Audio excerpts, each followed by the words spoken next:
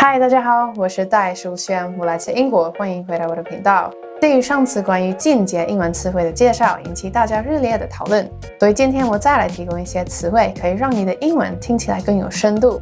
当然，你需要确保自己正确的使用这些单词，才不会给对方错误的讯息。所以今天我来提供一些例子给大家看最常见的搭配。特別在英國，你會發現不同的人會說出不同的詞彙。如果你會用這些單詞，你會聽起來像是一個聰明有素養的人。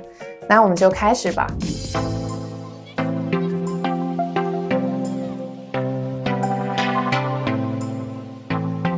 Number 1, to consolidate. To consolidate means to strengthen or to make something more solid. Some examples. After you hear a word, you need to use it in a sentence to consolidate it. So to make it clear, to make it strong in your mind. The purpose of testing is to consolidate your understanding of a topic. A company needs to produce good products to consolidate its position in the market. So it seems like this company already has a pretty good position, but it needs to consolidate it, make it strong. Number 2, in retrospect or in hindsight. These mean thinking about something in the past, or they have a different understanding of something now compared to in the past. My university days might seem happier in retrospect than they really were.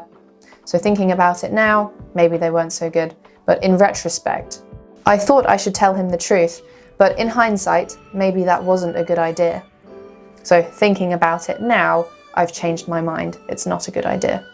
In hindsight, it would have been better to wait. 所以这是一个很棒的情况，可以用第三类条件句。Number 3, aforementioned. Aforementioned. This is about something that was mentioned earlier on the page. 就是比较书面的詞。So you can use this in writing, but not really in speaking. You might find some people say it in speaking, but that would be pretty formal, I would say. The aforementioned study was the major source of inspiration for this paper. So, something I mentioned before, the aforementioned thing. Please refer to the information in the aforementioned attachment. So, blah, blah, blah, blah, blah about this attachment. Later, I say the aforementioned attachment. You could definitely use that word in a more formal email. Number 4, a multitude of. A multitude of. This means a large number of something. The city has a multitude of problems, from homelessness to drug abuse to knife crime. This project throws up a multitude of things we need to think about. A multitude of medical conditions are due to a lack of exercise. Number 5, directly proportional to. Directly proportional to.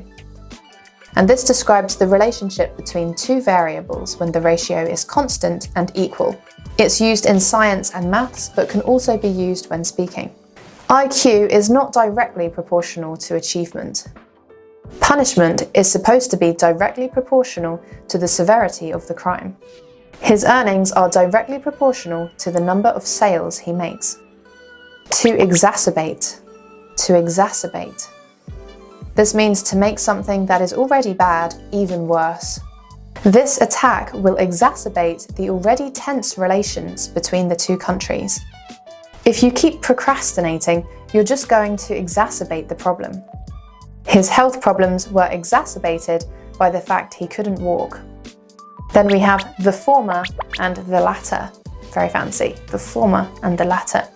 And this means the first of two things previously mentioned and the second of two things previously mentioned. This is mostly used in writing and would usually be considered quite formal when speaking, but you might hear it. Out of chocolate and strawberry ice cream, I actually prefer the latter. She received offers from King's College and UCL and chose the former. We could use solar or wind energy. The benefits of the former are... So that would be a good essay sentence. Copious. Copious. This means in large amounts or more than enough. They drank copious amounts of wine.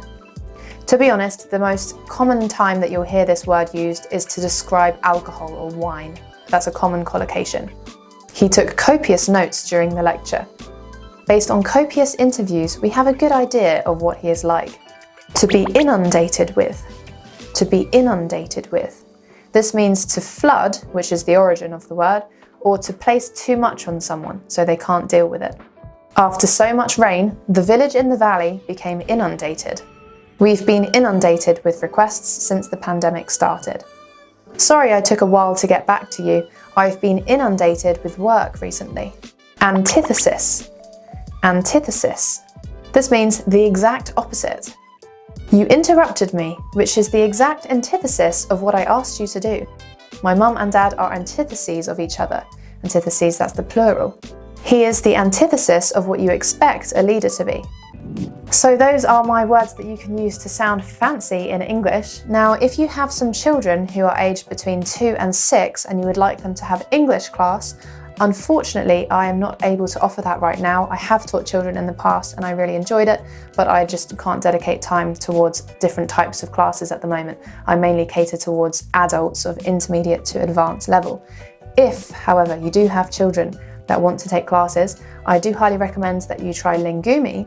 Lingumi, they offer a wide range of very interactive courses with native speakers. I highly recommend them, and I'm going to put a link down below so you can click there and find classes for your children in English. 谢谢收看，我是袋鼠，我们下次见哦。